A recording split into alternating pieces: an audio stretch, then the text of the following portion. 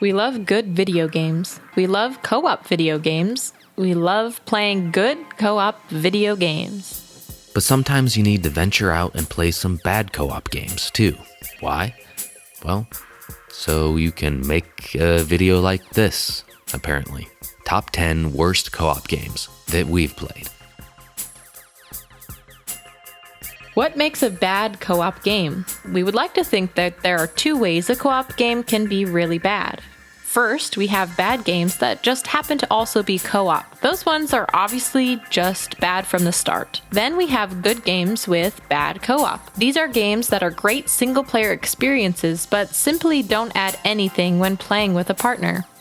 Let's talk about our first game. This one falls into the category of a great game with bad co-op. It's actually so gimmicky and minor that you might not even want to call it a co-op mode at all. Either way, it's not great for the second player.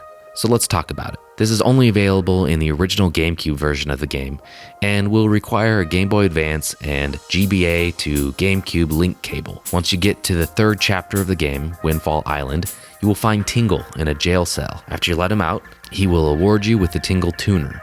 Just equip the tuner, then connect your Game Boy Advance and power it on. The second player can now assist as Tingle on the Game Boy Advance. If the first player with the GameCube controller presses A, Link will be directed towards the spot Tingle is aiming. Tingle can drop bombs to damage enemies as well as other abilities that I didn't have the patience to try. This is already incredibly limited, but on top of that, all of these abilities require a rupee payment, which of course limits Tingle's participation even further. Tingle also gives tips and hints for puzzles and dungeons, so there are some helpful things he can do.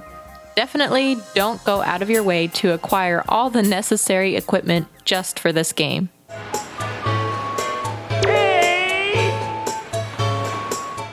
Fyro and Claude is a PS1 game that was only released in Japan and Europe. First of all, the visuals are awful, even by mid-90s CGI standards. The characters are completely uninspired with laughably bad voice acting. There is zero mouth animation when they speak. Nice.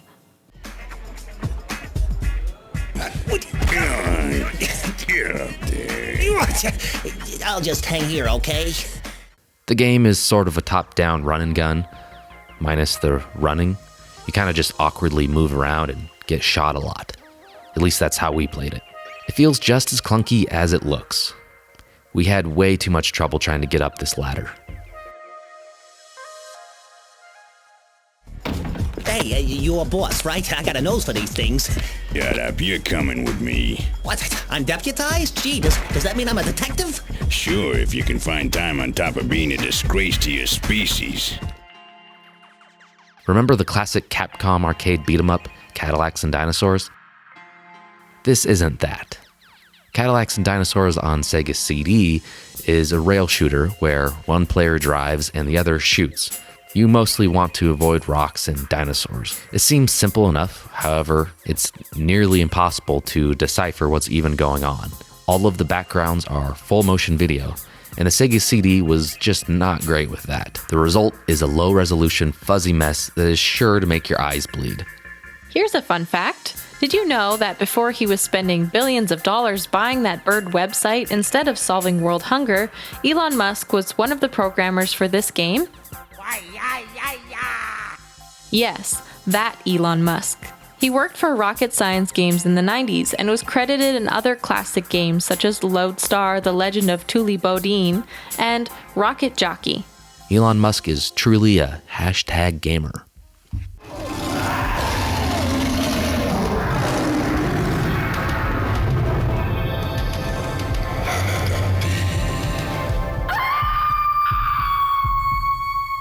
Phew, it was only a nightmare, but it felt so real. An 8-bit dungeon crawler with the X-Men. Seems like a great concept, right? Well, if you enjoy gameplay and characters that don't even remotely resemble their source material, then yeah, this game might be for you. Don't forget the incredibly advanced sound effects that are maybe just a step above the Atari 2600. Yeah, they're bad. Can you guess what characters we're playing? Of course you can't. Other than not playing this game at all, my only advice is to put on all the cheat codes you can find. Otherwise, your game will be over in just a few minutes. But you know what? Maybe that's not a bad thing.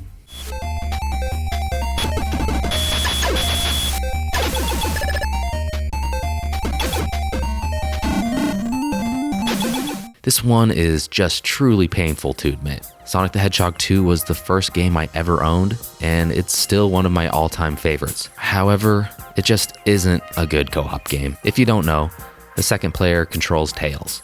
Tails is great and all, but when the camera exclusively follows Sonic as he speeds through the levels, he's often left in the dust. At least in Sonic 3, Tails has the ability to fly and is able to assist Sonic in certain areas, but in Sonic 2, the second player just kind of hangs out and watches. That is until the boss fights. This is where Tails truly shines.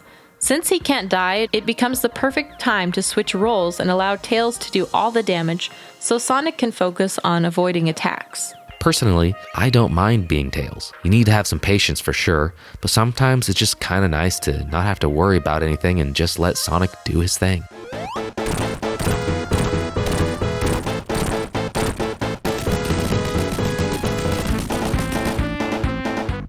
Double Dragon has an important part in the history of beat-em-ups. It's not the first brawler, but it's the one that helped make the genre what it is today. But this video isn't about the good versions of Double Dragon. We're talking about the Atari 2600 port. Basically, you play as two stick figures named Billy and Jimmy, and you sort of flop your pixelated limbs in the direction of the other pixelated beings. You do this for about a minute, then you die, and never play this game ever again. At least you get to hear the worst rendition of the Double Dragon melody over and over again.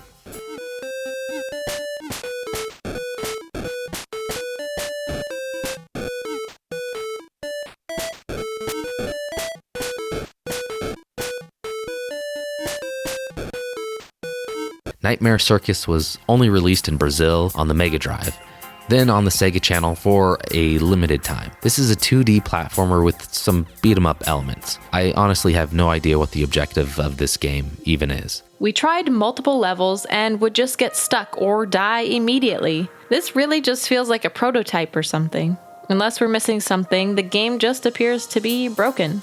We couldn't climb this part, we couldn't kill the enemies, we couldn't figure out anything. I just don't get this game. You can moonwalk though, that's cool.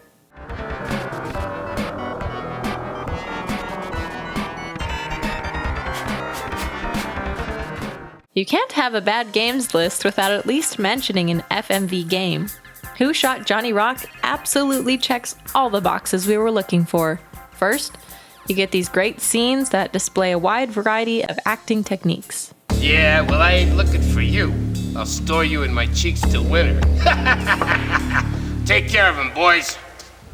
Then you get the pleasure of using a small cursor instead of a light gun to truly immerse you in the experience. Then to top it off, the creators expertly incorporated one of my favorite game design mechanics, memorization. Instead of reacting to what is happening on the screen, you are required to memorize when the enemies appear and shoot them before they even pull their gun out. Who Shot Johnny Rock is truly the whole package. Let me explain the difference between the good guys and the bad guys. The bad guys have the guns. Eco is another one of my all-time favorite games. Many people might not even know that there is a co-op mode. You're able to play two players after you beat the game in single player. It's interesting to try out, but really isn't enjoyable for the second player. Yorda ends up just not having much to do outside of running away from enemies. It would have been nice if she could at least fight or help in puzzles or something. I guess you can't really expect much from a bonus feature that wasn't really intended for original gameplay to begin with. Regardless, this was very disappointing to play in co-op. I would love an Eco remake with co-op in mind.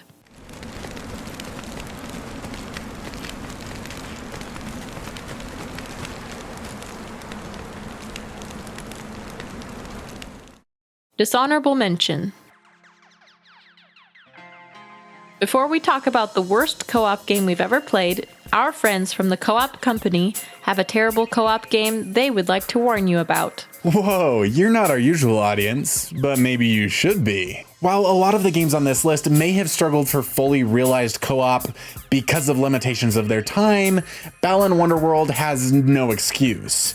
The trailers looked great. Cute animation, a 3D platformer, not to mention that it was coming from Square Enix and the developer of Sonic. We could not wait to give it a try, but to our dismay, the magic that was captured in the trailer was simply a fabrication. Balan Wonderworld is not only a bad co-op game, but it is a terrible game through and through. Its release led to a slew of bad reviews, and it quickly dropped its $60 price tag down to $20, and it's been on permanent sale ever since. The amount of things wrong here is overwhelming, so let's see how fast we can go. Getting player 2 to join was a mess. The camera has an undying focus on player 1, leaving player 2 to wander off into the deep dark abyss of whatever the world does when it's not on camera. I'm lost.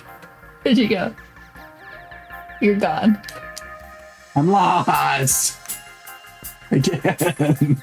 If you try to stay on the screen, you will likely end up linking together. And while this was designed to let you combine your powers, this was never explained and caused us more grief than anything else.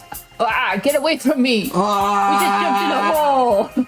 Every button on the controller did the exact same thing, so why not just assign linking to a button? Player 2 has no power to end a level, begin a level, or do anything else of much substance. And there were so many other problems unrelated to co-op. If you value your sanity and your relationship, then you would be wise to stay away from this one.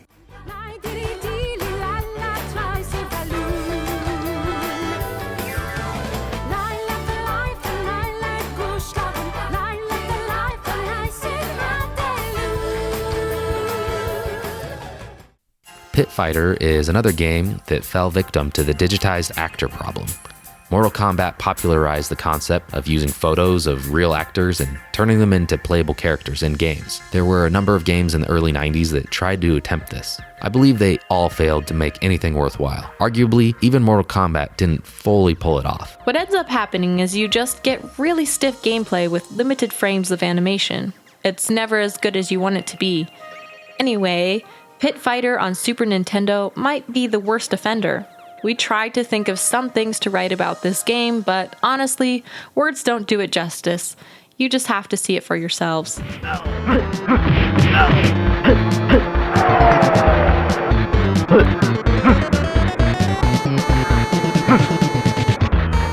Those are some of the worst co-op games we have ever played. What are some you would recommend we try, or maybe don't try? Because they're so bad.